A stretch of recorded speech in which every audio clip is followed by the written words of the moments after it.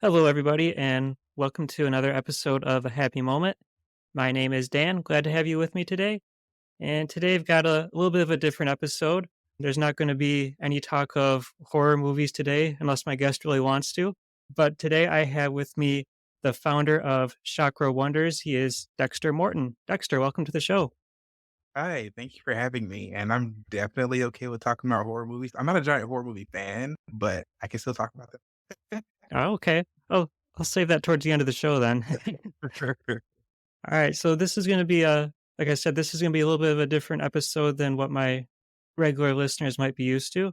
Dexter, as I mentioned, he's the founder of Chakra Wonders. It's a organization that's dedicated to helping people raise their spiritual vibration. And Dexter, the first thing I noticed about you just from reading your profile, you seem like a very positive guy. And I'm all about positivity on this show.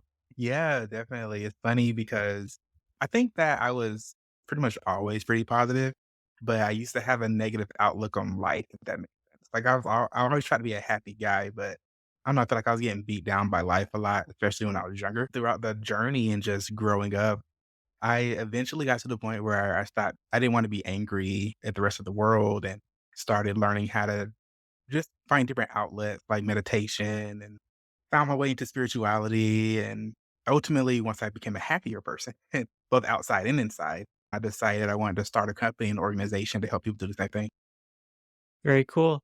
And I have to ask, what exactly is a chakra? Because so a long time ago, I had a character for a game of Dungeons and Dragons, and I forget what class it was, but he had these abilities he could use that were related to the seven chakras that we have. And I'm imagining that in real life, it's not like that at all. You're probably playing like a monk character or something like that. Something like that. So a chakra, the word chakra actually means spiraling wheel, and it's actually a Sanskrit word. And it references a wheel of energy that exists inside of our bodies, but not necessarily in our physical bodies. They call it the subtle body. If you ever read some of the Vedas or the Bhagavad Gita, which are ancient spiritual and religious texts in the Hindu faith, and I say Hindu faith very loosely because they actually have different books, and one of them is religious and one of them is spiritual, which have different meanings. But that's what chakras are. So you have 7 chakras that exist inside the main part of the body that go up and down the spine. And each chakra is associated with a different color, a different emotion. And the idea is that as we go through life, our chakras get blocked or muddied, or sometimes they can be overcharged. And we want to bring those back into balance in order to be whole, happy, and just all around put together people. And this is the chakras, this is something that everybody has, right? Yeah, everybody has it. All living things have all things in the universe. Everything is energy. So everybody has these pools of energy inside their bodies, and including animals and things like that. Everybody has these different energies. To put it more into layman's terms, 'cause I feel like a lot of times when I talk about it, people are like, "That's cool, but okay." If you ever think about when you go out and you meet somebody and you say that, "I get a good vibe from that person," or "I get a bad vibe from that person," what you're really saying is that I feel a vibrational energy coming off that person that either does or doesn't resonate with me. So, say if you meet somebody and you don't vibe with them, that ultimately means that your chakras and their chakras ultimately just don't resonate with each other. This isn't necessarily a bad thing. It just means that right now you guys are on different energetic or vibrational paths and frequencies. Okay.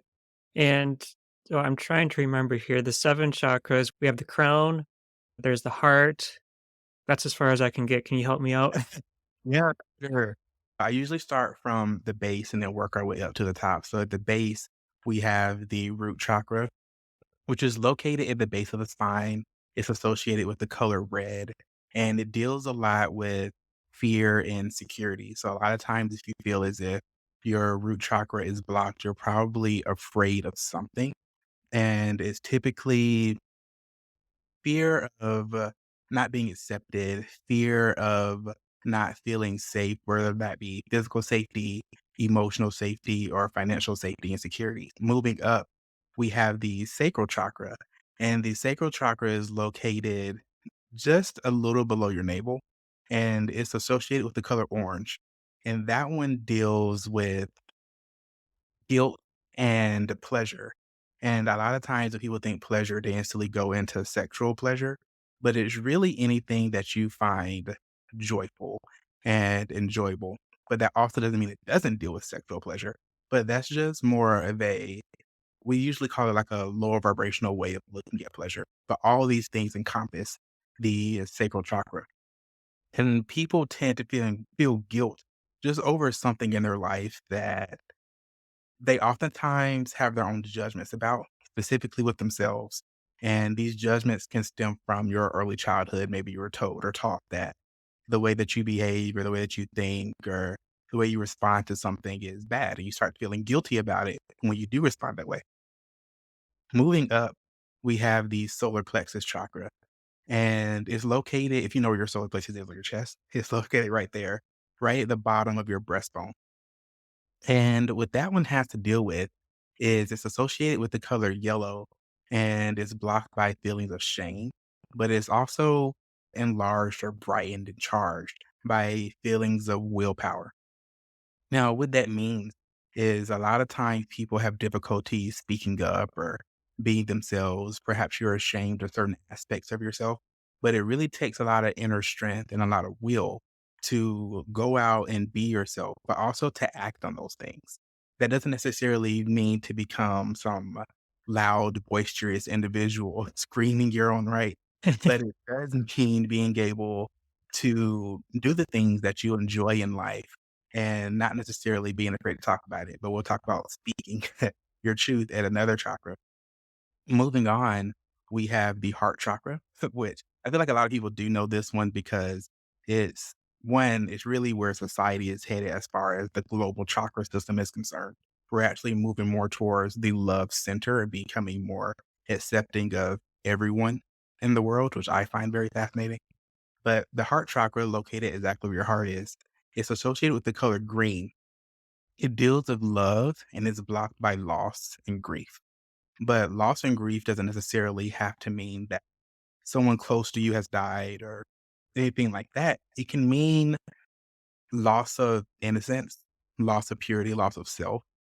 It can also mean grieving something that you perhaps lost earlier on in your life. For instance, say if say if you always liked, I don't know, chocolate or something. And then for whatever reason, you could never eat chocolate again. This is a super simple example.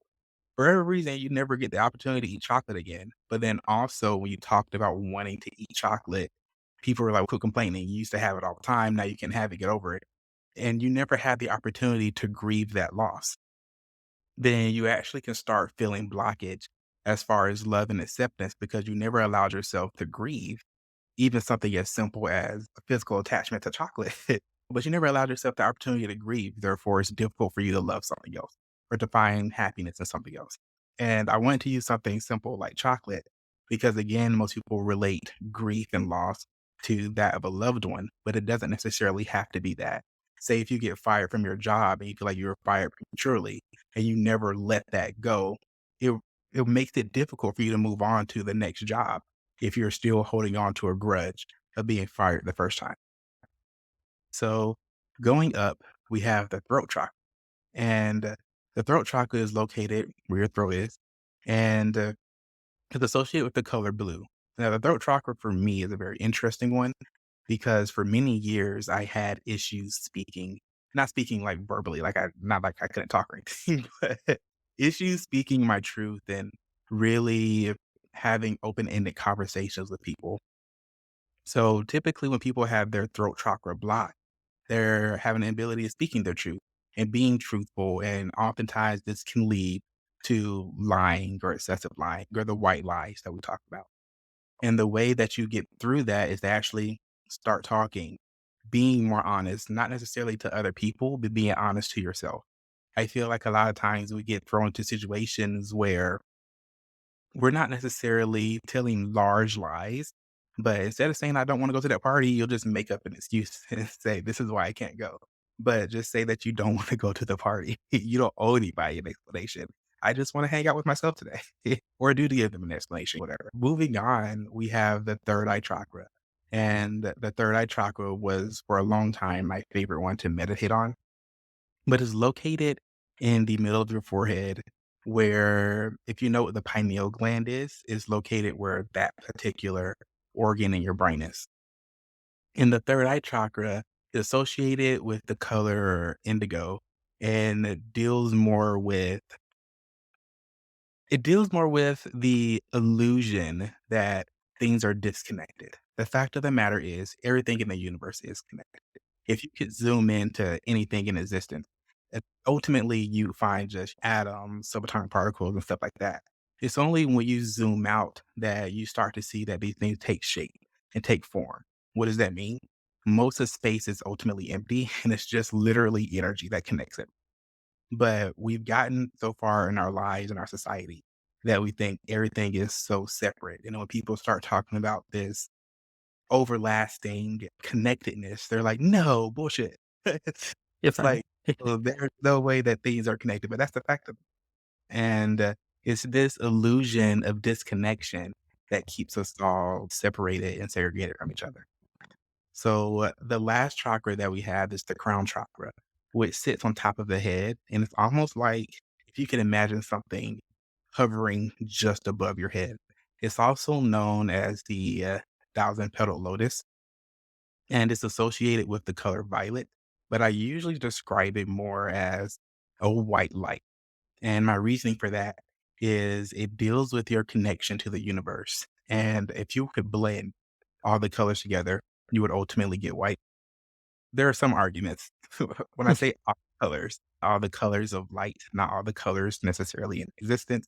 Because if you like literally took some paint, you blend them all together, you're gonna get like black or gray or something.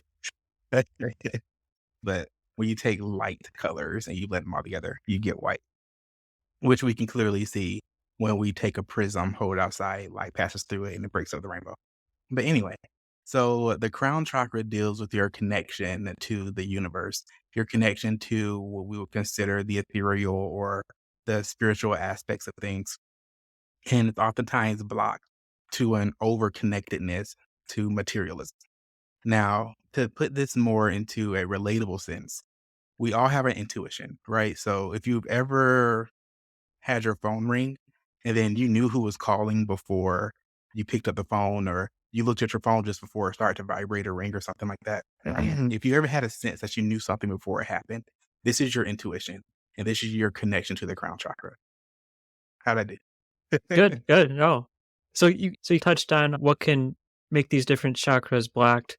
How do we unblock them? How do we correct them and put them in balance? The quick and easy way is meditation, right? But it is like, what is meditation? How does one sit down and meditate? And it's funny to me because all the times when you tell people to go meditate, the first thing you get is like a pushback or resistance. I don't know how to meditate. I can't sit down that long, so on and so forth. So the way that I teach meditation to people is almost counterintuitive to how most other people will teach it, because most people say, sit down and breathe and relax. That's cool. But if you've never actually done that, then how do you do it? So what I would say is, don't worry about how long you sit down. We're not going to count. Nobody's testing you. Nobody's going to time you. What you should do, or one way that I found effective, is you sit down in a quiet place. You need to put your phone away, close things off, and just sit by yourself. But it's okay if you have thoughts.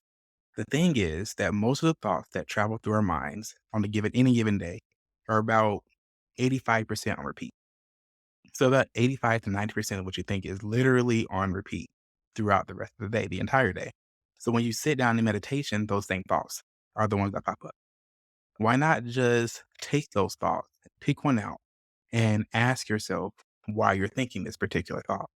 For instance, a lot of people have financial problems. Instead of continuously dwelling on your financial problems, why not sit down and think about not necessarily why you have financial problems, because clearly that means you probably don't have enough money, but how can you help yourself with that? Is there anything that you can do to set up an actionable plan to get yourself through the situation. I just use finances because the biggest three issues that people have are finance, love, and stability. And stability as in safety. So when you ask someone or when somebody comes to you seeking for help, it's usually they're having some type of issue with their relationship or they need some money for something, not in necessarily a bad way, but or they're not feeling safe. So what you want to do is sit down and break through the chatter that's in your mind. And as you start to answer these questions for yourself, you start to find that the thoughts that you're having, the stray thoughts, slowly start to calm themselves down.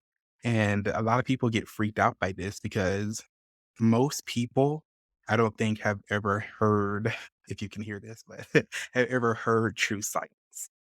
But with that being said, we do have the monkey mind, and our monkey minds need something to focus on. So that's when you take your meditation to the next step, which is where most people start at when they start talking about meditation, which is the breath, right? And you start focusing on your breathing. Because after you've gotten through your troubles and your trials and tribulations, working through those in your head, you still need something to focus on. You still need something to think about. So focus and think about the breath and slowly inhale and then exhale. But don't get so caught up on the whole 4 count thing. Some people say count for 4 breaths in and then count for 4 breaths out. Or they'll say you have to do this shamanic or yogic breathing. Those things are all nice and fine and dandy, but we're talking about just getting started here. I think that with anything that you learn in life, it's best to start at the beginning instead of saying, all right, I know 2 plus 2 is 4, and now I can do advanced calculus. You know, it just doesn't work that way. You have to build yourself up and build up these skills. That's one thing I've always struggled with trying to meditate is, okay, you sit down, you try and clear your mind, and then all of a sudden you got like millions of thoughts coming at you all at once. And but no, that's a interesting idea, like trying to just pick out one and then ask yourself about it. I'll have to give that a try next time. Yeah, for sure. And it's funny because you would honestly think that it's counterintuitive, but it works. I don't know why it works. I don't even know where I originally got that from, but it seems to work. It works for me. It has worked for a lot of the other people that I've helped along the way. And another thing that I found has helped a lot is, you know how you have like random songs that start playing in your head for whatever reason when you're trying to think about something else. Yeah. One thing that really helps out with that is to literally change the primary music that you listen to. And hint, I say primary. That doesn't mean to switch all the music you listen to, but start incorporating more instrumental music in your playlist and slower instrumental music preferably, but instrumental music, something that doesn't have words to it. Because what you'll find is once these things work their way into your playlist, you listen to more and more frequently, that's what's playing in your head. So if you can get your brain, and we call this reprogramming. So if you can reprogram your mind to play a slower playlist, then you're literally going to start having those songs in your head instead of something that has different words to it and stuff like that. This also has a direct reflection onto our lives. So say if you're constantly listening to depressing music and stuff like that, and then you wonder why your life is low key depressing, it's probably because you're listening to depressing music. And nothing against any artists that make music about heartache and stuff like that. I'm not saying that there's anything particularly wrong with it. What I'm saying is that the things that you consume from a audio perspective or a visual perspective, that's what's in your subconscious mind. And whatever happens in your subconscious mind has a way of manifesting itself physically into your world. Okay. No, that makes sense. I hear what you're saying. Along the same lines as you are what you eat. Yeah. Um, yeah. Let's turn back the clock a little bit here. I'm guessing you didn't just wake up one day and be like, "Hey, I want to learn about chakras and meditation." How did all that get started for you? So the way that all this started, it's a really long journey, buckle up, right? The way that this started was when I was a teenager, I had really bad anxiety. At one point, I had agoraphobia, which is the fear of going outside. I remember it only lasted for a few weeks. I have really good grip. I hated going outside, didn't want to talk to people. And I remember about 3 or 4 weeks into it, one of my friends came up to the house and literally drugged me out the house and threw me in the car. and then we went to the mall. I was there for maybe 15 minutes before I had a massive panic attack, and then we left. But that was a really good way to get me out the house. Now, fast forwarding, I realized that I needed to do something because I just wasn't happy. I was spiraling out of control. Psychologically, I was extremely depressed. So I decided to run, I say run from home. I decided to leave home and wait, I skipped a stop, which is very important. One really important thing that happened is that while I was going through all of this, my dad actually walked up to me and he was the first person to actually tell me to meditate. And I didn't really know what that meant. I had heard it before, but I had never tried it. I do remember trying it and then having all the same issues that I was talking about before with people who try to meditate. And I just needed a change of scenery. So I decided to leave home, join the military. And in the military, I decided I wanted to do all the things I had never been able to do before. And I started trying to change my life, but really I was molding myself into being the person that people thought that I should be. And I still wasn't particularly happy. So as I left the military, I decided I wanted to go to school, get my degree in biochem. I did actually finish. That was really great. And by this time, I started reading more. While I was reading about biochemistry and completing that degree, I started researching more about theology, spirituality, and what the spirituality had to do with science. And I got really interested in that field. And I found that I was slowly but surely becoming a lot more happy. I was a lot more peaceful. And I found various aspects of spiritualism to be very helpful. Not necessarily religion itself, not anything that I don't have anything against religion, but it just wasn't for me. And I found that really a lot of people, how to phrase that? I think a lot of people in the younger generations, I'm millennial down. I don't think that the dogmatic ideas and practices behind religion, they just seem not to be necessarily enough. They're not bad or anything. It's just, it seems like a lot of people are looking for more. And if you do the research, you'll find that a lot of people start to walk away from religion and search for something a little bit deeper, more less structured, but more impactful. But then they end up going right back to religion, which is great. Whatever helps you to get through your crisis in life. But anyway, as I graduated with my degree in biochem, I was going to go to graduate school. And I literally heard like a voice, and it was just like, you can either go to graduate school and get a PhD. And I think I was going to get one in like neuroscience and or you can become an entrepreneur and help people to become happy, more peaceful, and show them how to do it the way that you did it. And I decided the latter. I decided that I really want to help people find peace and happiness and whatever that meant for them. I I think there's a lot of people out there that they wanna be happy and find peace, they don't know how to go about doing it. So, what exactly does Chakra Wonders do for people? Chakra Wonders, I'll answer that in two parts. What our actual company is, we're an online retail service. We're an online retail service that sells things, products and accessories related to spirituality, metaphysics, and astrology. And the reason why I started the business that way is because as I got more into spirituality and I was reading and learning so much about the chakras, I couldn't find any merch, to be honest with you. I couldn't even find a t-shirt. I couldn't find the things I was looking for. Metaphysical stores, they sell a lot of crystals and incense and bracelets and necklaces. I'm like, that's cool. But I want a backpack. I went and created those things, and that's the things that we sell. The purpose in us doing that was one, like I said, I wanted to create things for people who had an interest in this field and in this niche. But also all of our funds are going towards building a resort. Now, the resort that we're gonna build is a naturalistic and naturopathic and holistic resort that helps people to heal their mind, body, and spirits. So that's actually the next thing that we're working on, and I'll be sitting down with the team starting next year. Just had a good meeting about it the other day, and we'll be putting that plan into action next year. And the reason why we want to build a resort to help people in this way is that if you ever go, say if you were interested in going to a wellness retreat or a holistic resort or something like that, go look it up. They are thousands of dollars. And I just thought that was ridiculous.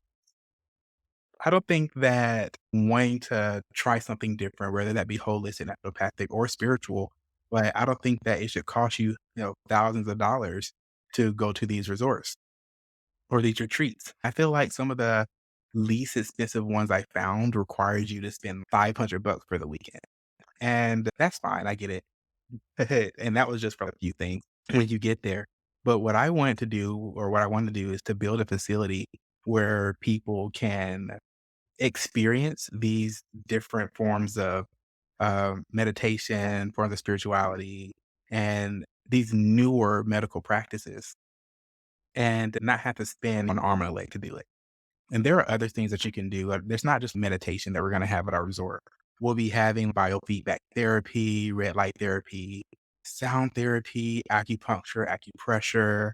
I've been tossing around some theoretical ideas, such as like transcranial magnetic resonance. That one, we'll see how that goes. And just a couple of things like that. And when you start looking at some of the more advanced resorts or whatever, a lot of them aren't even in America. Like when you start looking at some of the more advanced resorts, they start helping people to reverse aging. And these again they're fairly expensive, and it seems to be catered towards the wealthy. And I'm just like, that's pretty ridiculous. You know what I mean? Like, why is it that these studies, these health benefits seem to only be for the wealthy people? Now, obviously, they're not just for wealthy people, but who else can afford this? So I want to be able to make it and bring it to normal people, quote unquote. But as far as what you can do from what's currently on my website, we have a book called, it's a shadow work journal. Just, I think it's titled Shadow Work, Shining Light on My Inner Child. And what it is, a journal prompt that I think there are 50 different questions in there. And the questions are to help you really figure out why it is you behave the way that you behave. What happened in your early childhood or in your past that's currently affecting you as an adult? And how can we heal those early childhood traumas in order to be more functional in society, or to be able to speak up more, in order to have more clarity about our own behaviors in the world around us? Okay. So someone that's maybe going through some trouble, they could check out that book and it could be a guide for them, maybe help them find a few answers to, I guess, lighten their path a little bit. Yeah, for sure. The people who've used the book thus far, it's funny because when I first wrote it, I think I wrote it like 2 years ago or something like that. My friends started using it, and they were just like, "This is crazy." It actually helped me out a lot, and I was like, "Thank you." And then as other people started to use it, I started getting the same type of feedback. And the questions are primarily based off of questions that I found just over the years, and things that have really helped me out. And it's also things that I wish somebody almost would have asked me to help me see things a little bit more clearly earlier on, instead of having to stumble across these different ideas and concepts over the past couple years. You're obviously very knowledgeable about this. Do you, or at any point in the future, do you plan on offering like any type of one-on-one coaching for people online or in person? It's funny that you asked that because I have had people ask me to do that before, and I've always turned people down. And I don't know, I never really saw myself as a one-on-one coach, but I think that might be something I should start entertaining, because I have had quite a few people ask, and I don't know, I feel I'm not a therapist. And all I know is what I read and what's helped me, but I've also been told that's enough, because some of the people I have no problem with, say if I meet somebody, I've done this to plenty of people actually. I've met people just like on the street and just sit down with them and talk to them for hours. If I have the time, I don't mind talking to you. But then my friends will say that right there is why you should charge people. I this is probably me being like a bad entrepreneur, right? Because it's really hard for me to charge people to do things that I feel are right. If you if you're asking me for help, you ask me for help, I feel bad for charging you to help you. I don't know, it's weird to me. So I feel like, let me build a facility for you to go to, and then that way I can charge you for that. Because even if you For instance, I was walking around my hometown one day. I had gone to my father's house that had just burned down like a few years ago.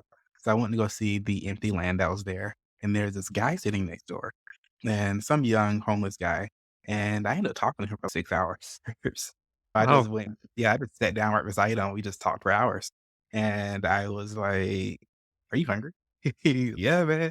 So I was like, "We wanna jump in the car? Like, I'll take you to get some food." So we just went and had some lunch or dinner really, and, that was it, but I couldn't imagine charging him for anything. Just 1, we ended up having a really good conversation, but 2, the guy needed help, but I feel like he needed more of somebody to talk to instead of something physical or financial, and I can do that all day. That's very cool. So, as far as the resort goes, do you have a city picked out? Yeah, that's also it's been in talks. We're looking at probably doing it here in Phoenix. I'm in Phoenix. We're looking at doing it here in Phoenix. The big 2 cities were Phoenix, Arizona, and right at the bottom of Seattle, Washington. So those are the cities that we've been talking about, and we're probably gonna start off here in Phoenix. We have to see there's so much more that goes into, like, when you start looking at trying to build a building, there's so many permits, and you had to get these different codes from the city, and I was like, "This is a bigger project and task than I thought it was gonna be, but let's do it." But that's what we're starting off with next year. Like I said, we'll be putting down the planning, getting all of our paperwork lined up to go talk to the city and see if the city even wants to have another, resort of this type, of this caliber built. Very cool. What is electromagnetic energy? Electromagnetic energy. So you have the electromagnetic spectrum, where they're all familiar with, which has visible light right in the middle. You have your radio waves, you have your microwaves, and all that fun stuff. We all know about that. So I don't think that's what you're asking. Yeah. What you're mostly asking, correct me if I'm wrong, is what that has to do with like spirituality and stuff. Yes, yes. Like, so first, let's look at it this way. So anything that you can physically see on the visible spectrum is this really small slither of light that exists on the entire electromagnetic frequency line. And I always found it interesting when people are just like, there's no way that anything can exist on different planes of existence or different quote unquote realities or whatever. But I'm like, but the visible light spectrum is super slim. And we know that animals, if you have a cat or a dog, like, they pick up on random things in the house all the time. Or like my dog could just be staring at the corner and you can see his eyes focus on something and start moving. So call that what you will. But I don't think it's so far fetched to think that there are different entities that exist on different planes of existence. There have been countless stories of ghosts. I could also argue the other side of that too, but there have been like countless stories of ghosts and spirits, angels, demons, stuff like that. So when we talk about the electromagnetic frequency, what I would say is that when people have these encounters and things like that, you're actually picking up something that's on that frequency that's not necessarily visual or auditory. So we have other senses, such as they call it the sixth sense. And the sixth sense is really you being able to tap into your own intuition and interpret things around you. It's not like this whole psychic thing. I don't really care for the whole psychic word. What it really is, again, everything is energy.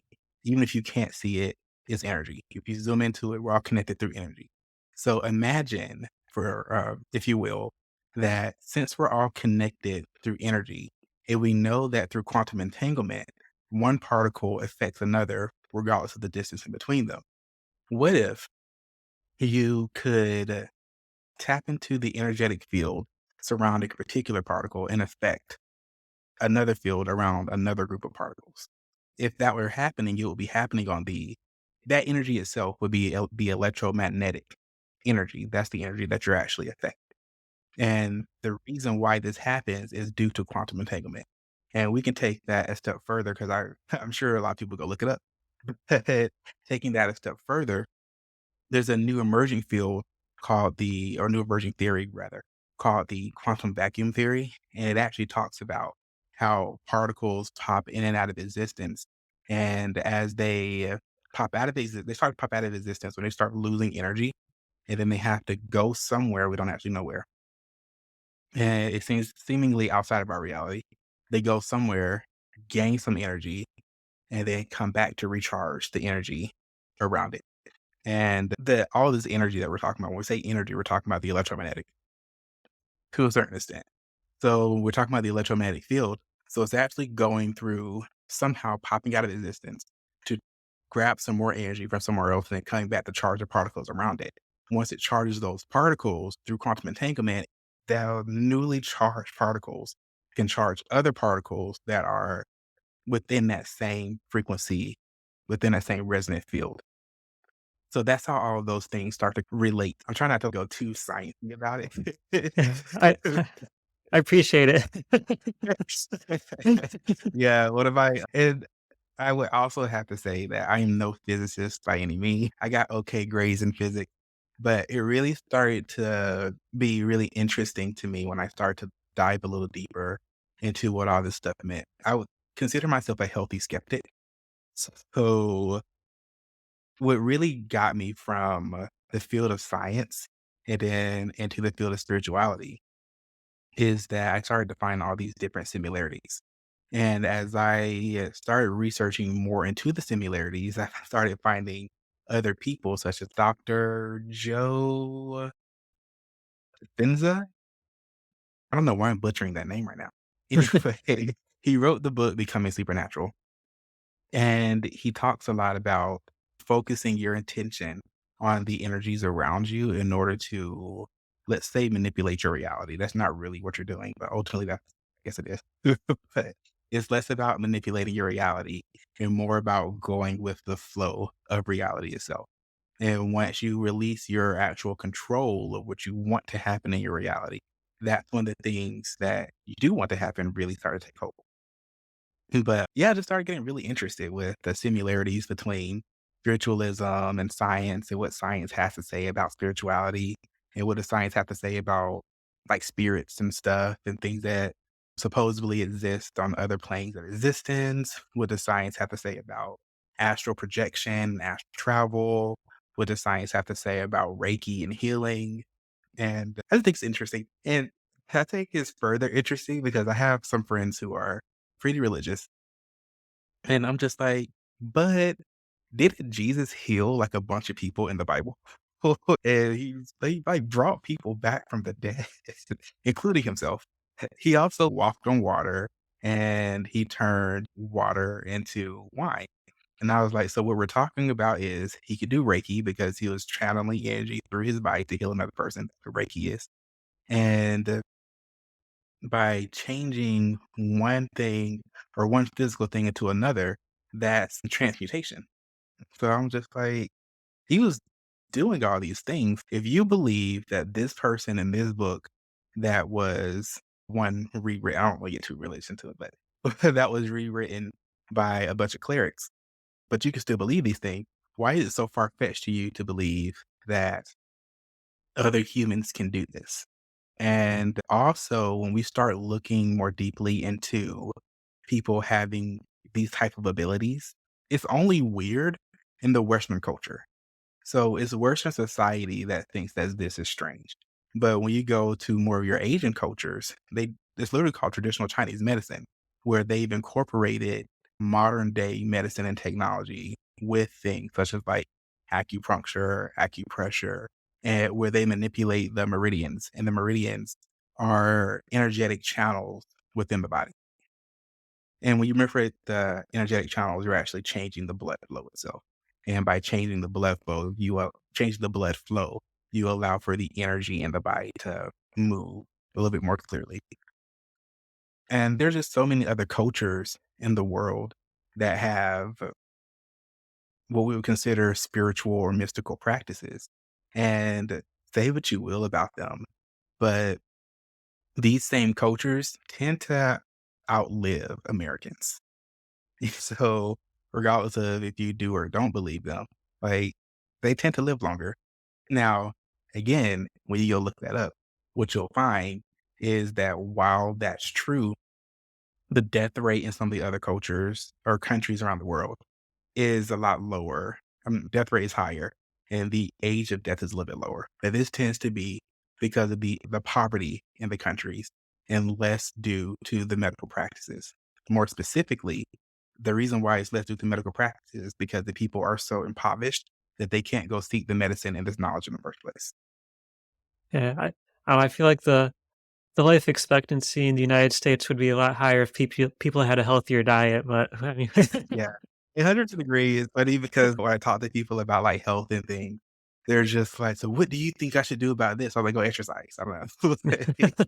I'm like, you're complaining so much about your headaches and your stress, but I know you just drank like a 6 pack last night and you're currently eating donuts. That's probably why you have anxiety and can't sleep. Let's go do that first, and then we'll get into some of the other spiritual practices that you can do. Like, we gotta really start at the bottom here. Drink some tea. Alright, so you mentioned a couple time ghosts and spirits, so do you believe there's ghosts out there? Oh, yeah, 100%. Okay, alright. Same thing with, like, demons and angels? So, I'm gonna say yes, but then I wanna clarify. Okay. So, yes, I do think that there are angels, demons, ghosts, spirits, all that thing. Now, at the same time, I don't actually think that there are literally angels, and I don't think that there are literally demons. This is what I mean by that. So again, everything in the universe is energy. So when we die, we don't actually die. Our energy is transferred from one form to another because energy can't be created or destroyed. It's transformed from one form to another, right? So at the point of death, what really happens is, from my understanding through various books, is that the physical body, quote unquote, dies. But the energetic spark, what we would call the consciousness or our soul, we're really the soul, but our consciousness is our awareness of that soul. That energetic spark is what leaves. So when that spark leaves, it becomes a spirit. Now, what a ghost would be is that spirit that lingers around and doesn't go to that next plane of existence, right? If you see a ghost or somebody starts talking about ghosts or whatever, the reason the ghost is a ghost is because they died and chose not to completely move on. And that usually has to do with some type of attachment. But it's also very rare for there to be like a ghost that's like hundreds of years old. That's not really like a thing, right? Because time is ultimately a man made construct. So for that entity, it just not that it doesn't happen, it's just unlikely to actually encounter a ghost that's hundreds of years old, natural ghost, right? So when we talk about angels and demons, again, it's all just energy. So there are some entities or some energetic beings, humans are the exact same way, that exist on one side of the spectrum or the other. So some of them are good, some of them are not so good. But neither one the ones that we call angels are the ones that exist on that loving, high vibrational end of the spectrum. The ones that you would call a demon are the ones that exist on the hate and fearful side of the spectrum. Neither one of them is a specific entity upon itself. It's just that's just terms that we placed onto higher vibrational energetic beings. Just like you have some good humans, you have some bad people out there or whatever. They're all just people. Just some of them are more loving than others, and others want to go commit genocide. You know what I mean? So that's really the difference between an angel and a demon. And it's interesting because there are some cultures whom they talk about these spiritual entities, and what they'll say is that an angel can become a demon. They don't call an angel a demon, first of all. They'll be like this. I'm trying to think of one. I can't think of any right now. That certain spirits have the ability to become an Oni, right? But or like you can be a spirit that exists in heaven, but then you could do something to bring yourself down and become an Oni. But then you can also be an Oni or a dark spirit and choose to vibrate higher, commit good acts, and become an angel or a higher vibrational entity. Same thing happens in the Bible is that you had Lucifer, who was actually an angel, right? He was actually he's Lucifer morning star. So he was actually the brightest and most beautiful of the angels. And he, because of his acts and deeds, was cast out of heaven. He became what we would call a demon. But the only thing that actually changed was his spiritual, energetic, or vibrational alignment.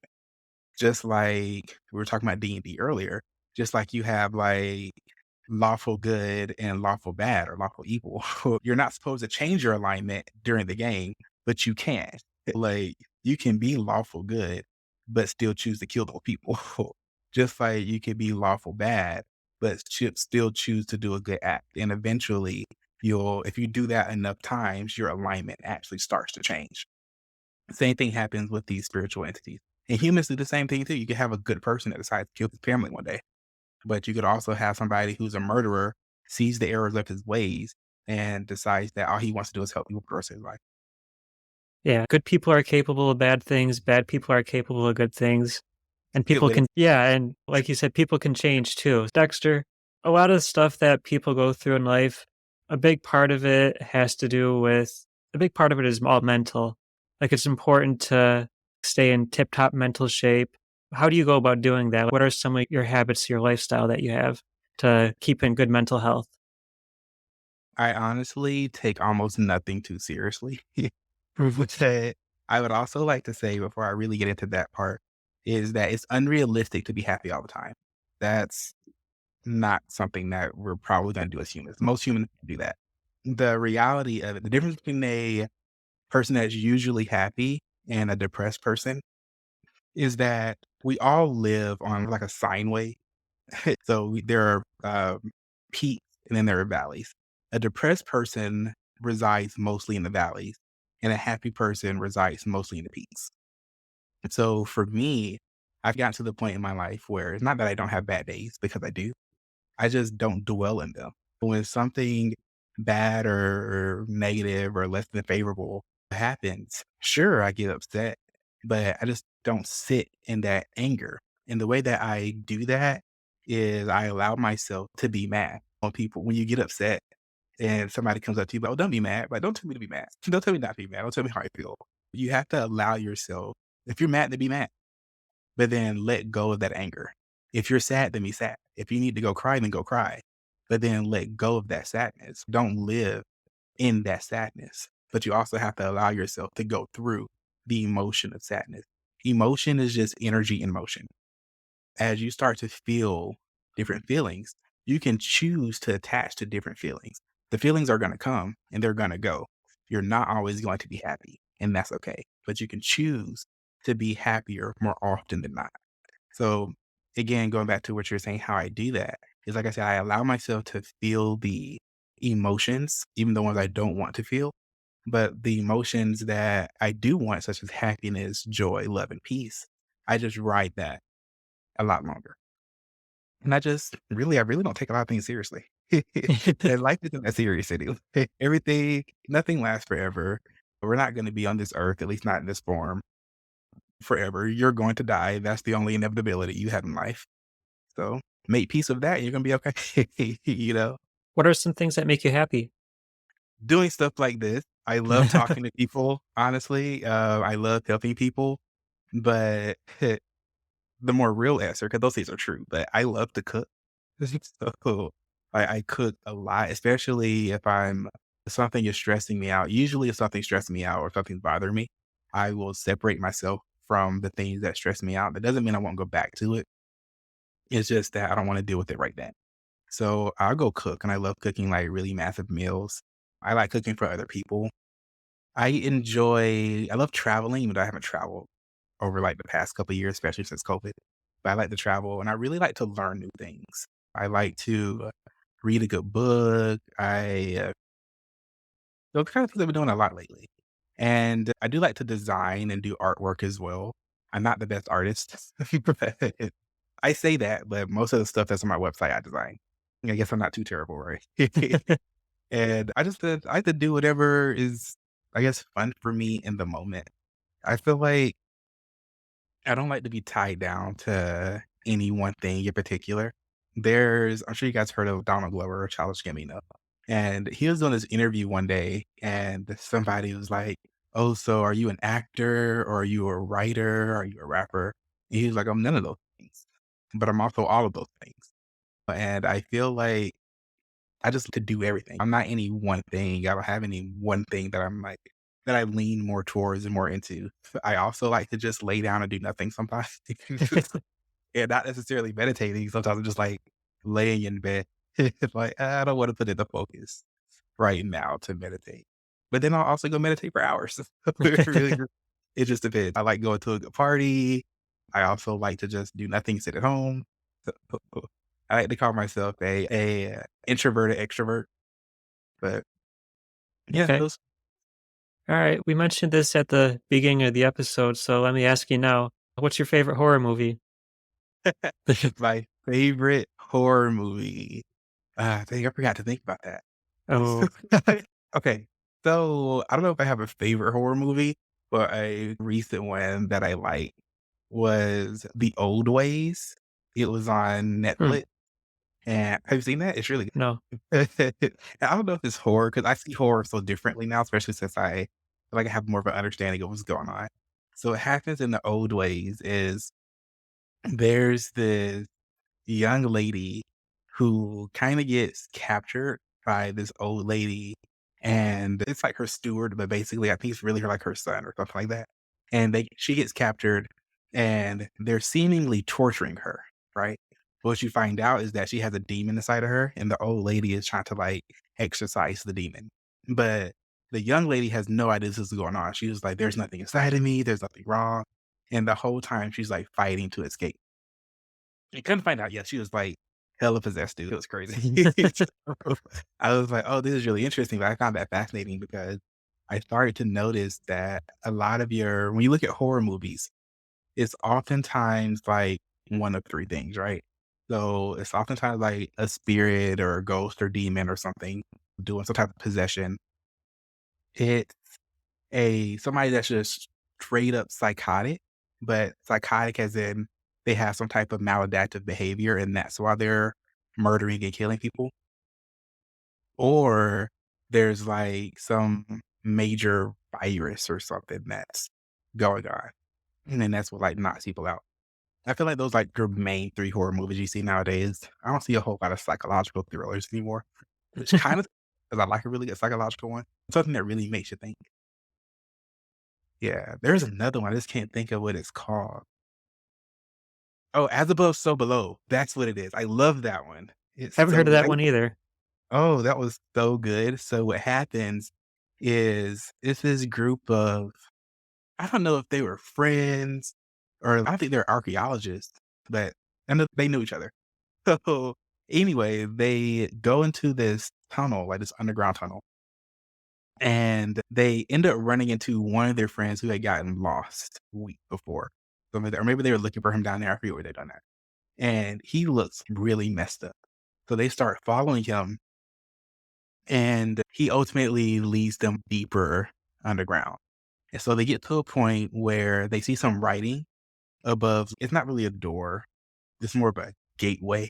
But above it, it says, "Abandon hope, ye who enter here," or "Abandon hope, all who enter here." And if you know anything about the mythology of hell, that's what's written above the gates of hell, is "Abandon all hope, ye who enters here." So, clearly, you're about to enter hell. So, the rest of the story, or rest of the movie follows this group into hell, and they ultimately have to find themselves out. And what they end up finding is something called the Philosopher's Stone.